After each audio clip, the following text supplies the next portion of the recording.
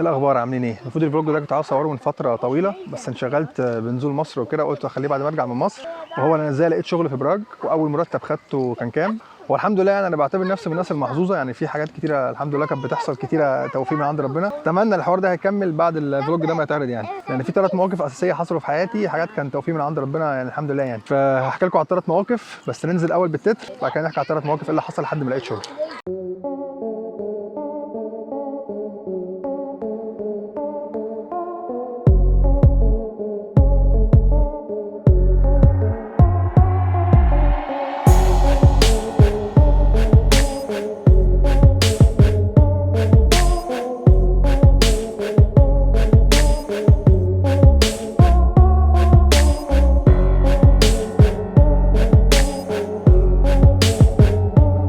اول موقف هو اصلا ازاي انا اتعرفت على مراتي، اللي هو كان حاجه بالصدفه البحته. انا كنت موجود على الاي سي كيو بابليك شاتنج بين مثلا كان في 2000 شخص موجودين، وبالصدفه انا بسال سؤال وطلعت هي عارفه السؤال فجاوبت عليا في البابليك شاتنج، فاتكلمنا برايفت. وبعد فتره اتعرفنا على بعض، وبعد كده حصل حوار بقى كله، احنا اتجوزنا وكده. انا كنت عامل فلوج مخصوص عن الحوار دوت، فلو انت ما شفتوش الفلوج هيظهر لك هنا او هنا، فممكن تتفرج على الفلوج كله وانا ازاي اتعرفت على مراتي من اول ما اتعرفنا على بعض لحد ما وصلت لحد التشيك. تاني موقف هو موقف الجيش. عايز اقول لكم ان انا اصلا اللي ما يعرفنيش انا خريج اداب تاريخ جامعه القاهره. عايز اقول لكم ان انا في سنه رابعه كان عندي 14 ماده، لان كنت واخد مادتين من سنه ثالثه، فكان لازم انجح في 14 ماده عشان ما اقعدش دور تاني والحاجات دي كلها. فمراتي كانت قالت لي ان كان في تذاكر رخيصه جدا على التشيك في الوقت ده، كان الطيران كان دايركت، فكان لازم نحجزها لانها كانت بسعر رخيص جدا، بس لازم نحجزها قبلها مثلا باربع 5 شهور. فاضطرينا نحجز التذاكر قبل اصلا نتيجه الامتحان ما تطلع وقبل ما اقدم في الجيش. فلو انا اصلا لما كنتش نجحت في ال 14 ماده فكنت هبقى دور تاني، فكنتش هلحق اقدم في الجيش، فكان التذاكر هتروح عليا. فالحمد لله نجحت في ال 14 ماده.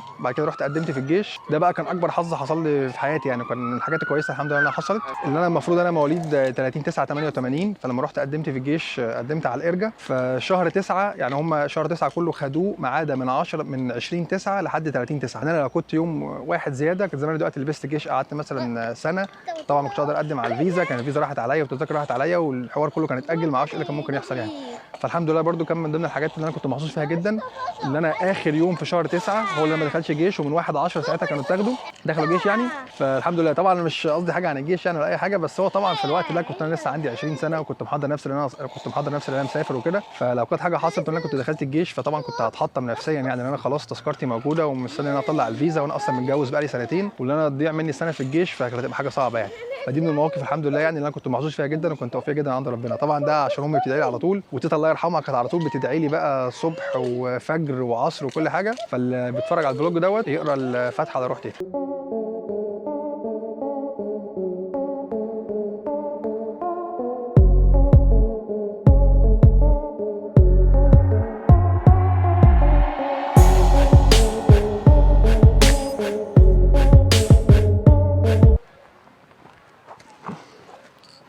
تالت موقف حصل لي بقى اللي هو ازاي انا لقيت شغل او مرتب ليا في براج كان كام. الحوار ده برده كان سبحان الله حاجه صدفه بحته، وكان في يعني كميه حظ وتوفيق من عند ربنا الحمد لله يعني. انا زي ما قلت من شويه ان انا خريج اداب تاريخ جامعه القاهره. عايز اقول ان انا كنت ال4 سنين، احنا الدفعه بتاعتنا كانت كبيره، يعني في حوالي مثلا 1500 2000 واحد في الدفعه، فطبعا ما كانش حد يعرف الدفعه كلها، كان صعب قوي ان انت تبقى عارف الدفعه كلها اللي موجوده. فكان لنا ايه، كل الناس كده كان ليها الشله بتاعتهم، احنا كان لنا الشله بتاعتنا بتاعت اداب تاريخ، وكان معانا شويه ناس من تجاره. فبالمناسبه دي بحيي بقى سايكو، بحيي غزي، وبحيي هاني، وبحيي لا يعني ناس كتير مش عايز انسى حد يعني، وفائي، لا يعني هنتكلم عليهم بعدين مش مشكله دلوقتي. المهم في ال4 سنين اللي انا كنت فيهم في تاريخ كان في ناس زي ما قلت ما اعرفهاش. في اخر اسبوعين في الجامعه كان في حاجه بنعملها اسمها تربيه عسكريه، حاجه كده كان لازم نعمل اسبوعين تربيه عسكريه، لو ما عملناهمش ما كناش هنتخرج، لازم تعمل الاسبوعين دولت. ففي الاسبوعين اللي عملت فيهم التربيه العسكريه كان في ناس معانا من اداب تاريخ، من الكليه بتاعتنا، الدفعه بتاعتنا يعني.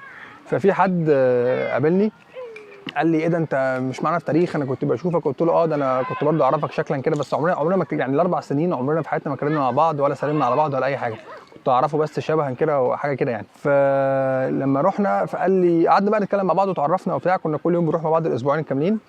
هو طبعا احمد عصام حبيبي يعني بوجه له تحيه. فاحمد قال لي انت هتعمل ايه بعد ما تتخرج وبتاع، فقلت له ان شاء الله انا ناوي اتخرج ومسافر ان شاء الله على بره. فقال لي ايه ده انت مسافر على فين؟ قلت له انا مسافر على براج، لان انا اصلا كنت متجوز انا ومراتي وانا في سنه ثانيه جامعه، فكنا يا دوب مستني بس ان انا اخلص واقدم في الجيش، اخلص الجيش واطلع على طول ان شاء الله اقدم على فيزا واسافر على طول. فقال لي ايه ده معقوله في التشيك؟ ده انا عمي كان في تشيك من 30 سنه ويعرف حد هناك وكان ليه شركاء هناك وليه واحد شريك هناك سوري، كانوا هما الاثنين شغالين مع بعض وبتاع وكانوا يعرفوا بعض من كتير، وصاحبه السوري دوت عنده هناك صرافه بتاعته يعني. فقلت له طيب قشطه تمام اديني ايه اديني رقم تليفونه عشان لما اسافر هناك ابقى اكلمه وبتاع. المهم نسيت الموضوع خالص يعني، ما ركزتش في الموضوع اللي هو ايه، ما جاش في دماغي خالص يعني. المهم انا سافرت يوم 13/4/2010 بعد ما كنت استلمت الفيزا وكان معايا التذكره زي ما قلت، خدتها وسافرت. اول ما سافرت ما قعدتش في براج، قعدت في المدينه كانت قاعده فيها مراتي عند اهلها، دي كانت حوالي 350 كيلو من براج. قعدت هناك بالظبط شهرين، قدمت على الاقامه وخدت الاقامه. بعد ما خدت الاقامه في المدينه اللي هناك دي تقريبا كان استحاله الواحد يلاقي شغل فيها يعني، كان المرتبات فيها ضعيفه جدا وما يشغلوش حد اصلا غير لازم تكون بتعرف تتكلم تشيكي، وما كانش فيه اجانب اصلا. تقريبا كان المدينه كلها اصلا حوالي 30,000 واحد. 30,000 واحد دولت يعني قد شارعنا في امبابه تقريبا، حاجه كده يعني، شارع الوحده والحتت دي يعني. فقعدت شهرين زي ما قلت، استلمت الاقامه وبعد كده قلنا نطلع على براج عشان نشوف شغل ان شاء الله هناك يعني. فاول ما نزلت براج كنت بقى كل يوم بنزل ادور على شغل في كل حته، انزل اشوف بقى اعمل سي فيز واقدمها في شركات، اروح اشوف البازارات، اشوف المطاعم. انا عن نفسي ما كنتش حابب ان انا اشتغل في المطاعم لسببين. اول حاجه ان لو اشتغلت في المطاعم مع عرب فالشغل بيبقى متعب جدا، وبيشغلوا مثلا 10 12 ساعه في اليوم و6 ايام في الاسبوع، يوم واحد بس اجازه، فالحوار كان متعب قوي يعني. تاني حاجه لو اشتغلت في مطاعم مع تشيك طبعا هو بيبقى احسن، ممكن يكون فلوس اكتر واجازات اكتر وعدد ساعات 8 ساعات بس بتشتغلهم. انا بشتغل حاجه اسمها 12 ساعه مثلا، بتشتغل 3 ايام و3 ايام اجازه، كان لهم نظام تاني خالص. بس المشكله الاساسيه ان هي كان فيها خمره، فطبعا انا ما كنتش حابب خالص ان انا اشتغل في اي مطعم تشيكي بسبب الخمره والحاجات دي كلها. فقعدت ادور ادور ادور، مفيش، كل يوم انزل الف على محلات عشان اشوف اي حد اشتغل فيه، مفيش، كانت الدنيا كانت صعبه شويه. لحد ما افتكرت صاحبي دوت احمد عصام، فكلمته فبقول له يا معلم انت مش كنت قال لي ان في حد شريك عمك كان موجود في تشيك وبتاع؟ قال لي اه. قلت له طب اديني رقمه كده ايه اشوفه بالصدفه. فقال لي تمام. المهم راح اداني رقمه، فكلمت راجل صاحب المحل هو كان سوري. المهم كلمته وعديت عليه وبتاع، قلت له انا جاي من طرف الحاج عادل. قال لي اه ده احنا كنا نعرف بعض من فتره ومش عارف ايه وحبيبي وعلى طول بنتكلم والشركه. قلت له تمام، انا كنت بدور على شغل بتاعه ولسه جاي ولسه مستلم الاقامه بتاعتي، في امكانيه ان انا اشتغل. طبعا هو ما كانش يعرفني، فهو عشان اشتغل اصلا في الصرافه او في العمله فصعب يعني اجيب حد من بره انا ما اعرفوش واجي اشغله، فما تضمنش يعني ممكن يعمل ايه في الفلوس، ممكن يسرق، ممكن يعمل حاجه تبقى صعبه يعني. فهو ايه عقد لي الدنيا شويه يعني. قال لي لا انت لازم تكون عامل اول حاجه كورس من البنك اللي انت يديك رخصه انك تشتغل في العمله، ولازم تكون بتعرف تتكلم تشيكي ومش عارف. المهم ايه، فالدنيا اتعقدت قدامي، قفل لي الدنيا في وشي. فانا قلت له ايه طيب خلاص تمام لو في اي حاجه بقول لي. المهم فسبته ومشيت. اشتغلت يوم واحد بس في مطعم. بعد ما اشتغلت يعني انا سبته ومشيت، قعدت ادور بعدها باسبوع لقيت شغل. فاشتغلت لمده يوم واحد، لقيته بيكلمني بيقول لي يا ابو حميد انت لقيت شغل ومش عارف ايه. قلت له والله انا اشتغلت في مطعم كده يعني، بس ايه الوضع مش عاجبني يعني. قال لي طب ايه عدي عليا عشان عايزك. المهم فرحت عديت عليه، فقال لي بص احنا هنجربك كشغل يعني، هتشتغل لمده 3 شهور تجربه، لو لقيناك كويس فهنخليك معانا ونثبتك ونعمل لك عقد رسمي يعني نشغلك بيه، مش هتشتغل يعني بارت تايم، هتشتغل شغل عادي وتكمل معانا ان شاء الله. فطبعا انا طبعا يعني بالنسبه لي كنت فرحان جدا ان انا مش هشتغل بقى في مطعم، ان انا ما كنتش حابب اصلا اشتغل في مطعم وكده، وان انا هشتغل معاه. فقلت له طيب تمام. اول مرتب خدته كان تقريبا 1000 يورو. طبعا انا كنت فرحان جدا، كان عندي 20 سنه، ما كنتش تميت لسه 21 سنه، فان انا لسه طالع من مصر وان انا اخد 1000 يورو، فطبعا بالنسبه لي كان مبلغ يعني. بس طبعا 1000 يورو ده يعني مش كتير، لان هو اصلا احنا انا ساعتها كانت مراتي شغاله وانا يا دوب كنت اشتغلت، كنا بندفع ايجار تقريبا حوالي 400 يورو ساعتها. كنا واخدين شقه، ما كانتش شقه، كانت تعتبر استوديو، كان حوالي 30 متر حاجه كده، كان المطبخ جنب الحمام جنب الاوضه، كان كله في بعضه، كان حاجه مقرفه قوي يعني، بس كان حاجه نظيفه. فقعدنا فيها فتره، وبعد ما انا اشتغلت وهي كانت شغاله فروحنا خدنا حاجه اوسع شويه، اوسع من اللي هو ايه يعني، اوسع مش زي مصر، اوسع اللي هي كانت 42 متر. 42 متر دي بالنسبه لنا كانت كبيره شويه، اللي هي كانت اوضه مقفوله مع صاله مع مطبخ مع حمامين وكده، كنا بندفع حوالي 500 يورو. فقعدت في شغل، انا الشغل ده اللي لسه موجود فيه لحد دلوقتي يعني. انا دلوقتي قاعد في الشغل مكمل الحمد لله يعني، بقى لي تقريبا دلوقتي من 2010 يعني، داخل هو في 10 سنين 9 سنين 10 سنين. الناس اللي شغال معايا ناس محترمه جدا يعني. انا بحس ان انا اصلا يعني صاحب الشغل، اللي بعمل كل اللي عايز اعمله في الشغل، فالحمد لله يعني كان شغل كويس، وانا الحمد لله انا مكمل فيه لحد دلوقتي يعني. فدي كانت كل الحكايه من اول ما دورت على الشغل لحد لقيت شغل. اول مرتب خدته كان كام؟ طبعا زي ما بقول يعني سبحان الله هو كان نصيب يعني. انا قابل واحد اصلا بقالي 4 سنين عمري في حياتي ما اتكلمت معاه، واخر اسبوعين نتعرف ونبقى اصحاب، ويديني رقم عمه اللي هو شغال اصلا مع حد تاني. فسبحان الله يعني كان نصيب وكان توفيق من عند ربنا الحمد لله يعني. انا دلوقتي يعتبر خلصت، بس لسه فاضل الاسئله اللي انا ما جاوبتش عليها من الفلوج اللي فات، فهطلع دلوقتي على البيت لان احنا اصلا دلوقتي في جنينه الحيوانات مع مريم ويوسف مراتي، وانا اصلا ما بحبش قوي حاجه جنينه الحيوانات دي، بس نزلت يعني عشان معاهم وكده. فاطلع على البيت اشوف الاسئله اللي فاضله ونجاوب عليها، ونكمل بقى ان شاء الله من البيت.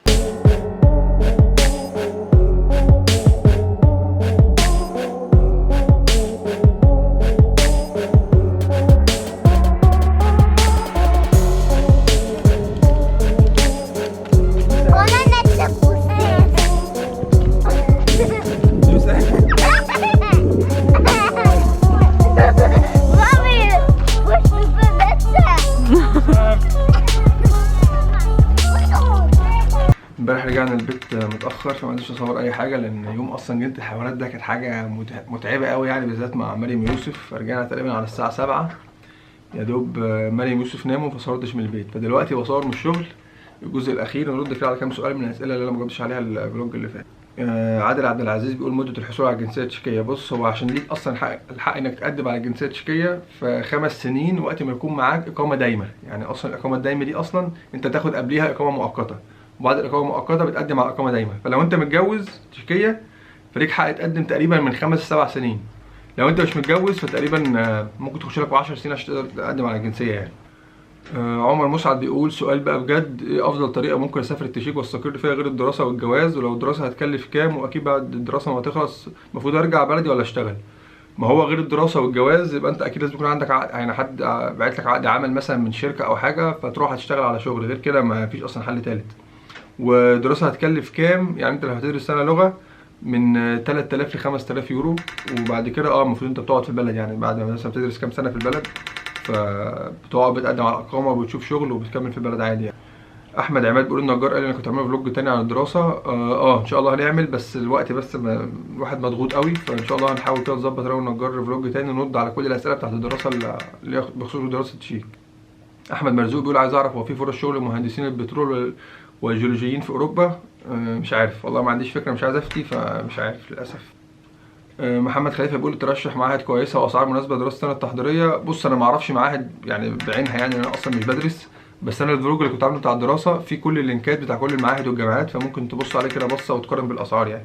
بس هو زي ما قلنا سعر سنه اللغه تقريبا من 3000 ل 5000 يورو، سواء انت يعني هيختلف اذا كنت بتدرس في براغ ولا بره براغ. محمد مصطفى بيقول ايه وضع مواطنين الاتحاد الاوروبي في التشيك؟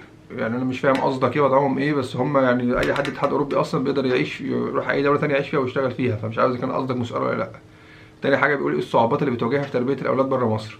طبعا اول حاجه اللغه، يعني اللغه اصلا بتبقى صعبه شويه انك تعلمها لهم، بس الواحد بيحاول. وتاني حاجه انك تربيهم بقى تربيه اسلاميه يعني، بس الحوار ده برده بيبقى صعب، بس الواحد ان شاء الله يعمل اللي عليه والباقي على ربنا يعني. مصطفى عادل بيقول معلش لو سافرت سياحه ممكن بقى احول الفيزا واخليها دراسه وابقى قاعد عادي واقنن نفسي في البلد؟ برضه مش متاكد يعني، ساعات بيطلبوا انك ترجع تاني بعد كده تيجي، يعني لو على شغل مثلا هيبقى لا، لو دراسه ممكن، بس برضه مش متاكد من المعلومه يعني. محمد مجدي بيقول انا بدرس في ايطاليا، عندي امكانيه ان اجي التشيك براكس عن طريق منحه لمده 6 شهور، عايز اعرف المصاريف. بص المصاريف انت بتتكلم على الايجار والمصاريف وكده. لو انت هتاجر اوضه تبع كليه اللي هو بيقولوا عليه كليه السكن الجامعي يعني، فتقريبا من 150 ل 200 يورو، وممكن تحط لك يعني ممكن تقول مثلا 400 500 يورو دي مصاريفك لو انت ما بتصرفش كتير. بس لو هتأجر اوضه بره او شقه بره فدي اصلا لوحدها ممكن تدفع لها 500 يورو. هتعرف تتعامل مع الانجليش؟ في براغ هتعرف تتعامل بالانجليش، بس مع يعني مع الناس الكبيره اكيد لا، مع الشباب يعني في المحلات وكده ممكن يبقى صعب شويه. رامح بيقول هو ممكن اسافر تشيك فيزا طالب وبعد كده اسافر المانيا عن طريق البر واطلب اللجوء؟ بص لجوء ما عنديش اي فكره خالص عن اللجوء للاسف، ما اعرفش اي حاجه عن اللجوء خالص، بس انت لو جاي فيزا سياحه ممكن تسافر كسياحه اي دول في اوروبا ما عدا انجلترا يعني اي دوله تبع شنجن فممكن تسافر فيها، لكن انت تقدم على اللجوء والحاجات دي ما عنديش اي فكره للاسف. تقريبا دي كل الاسئله اللي ما جاوبتش عليها من الفلوج اللي فات، فهننهي الفلوج على كده. اتمنى يكون ان شاء الله الفلوج عجبكم، حبيت احكي لكم القصه ان انا ازاي لقيت شغل وكده يعني. يا ريت نكمل في السبسكرايب، ويا ريت لايك على الفلوج عشان يوصل لاكبر عدد من الناس، لان كل ما بتحطوا عليه لايك اليوتيوب بيرجحه لاكبر عدد من الناس يعني. فاروح بقى اكمل شغل واعمل ايديت للفلوج دوت، وهتشوفوه ان شاء الله النهارده اللي هو النهارده الاثنين يعني. السلام عليكم.